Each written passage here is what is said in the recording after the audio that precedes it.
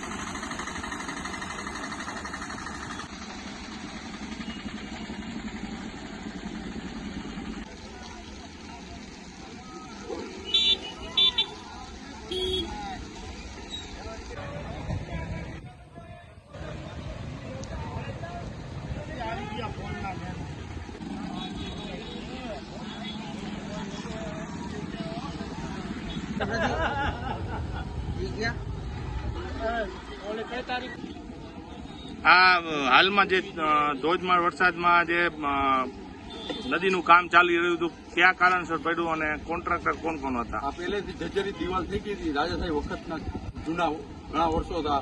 દિવાલ 100 વર્ષ ઉપરની ઉંમર થઈ ગઈ દિવાલની, એટલે જર્જરિત થઈ ગઈ હતી. એનું કામ રિનોવેશન કામ ચાલતું હતું અને પેલા વરસાદે ધરાશયી થઈ ગઈ. આ દિવાલનું કેટલા લાખ રૂપિયાનું કામનો ટેન્ડર હતું?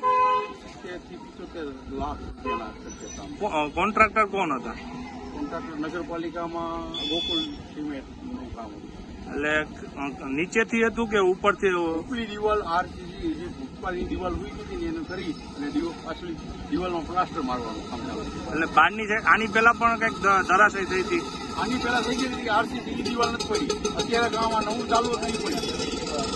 એટલે હાલમાં શું કાર્યવાહી કરવામાં આવશે? જે તમારે અત્યારે વોર્ડ નંબર 4 ના સદસ્યો તાત્કાલિક અને ઊભી કરવા આરસીસી દિવાલ પહેલેથી પાયેથી ઉપાડવાની અમે રજૂઆત કરી હતી.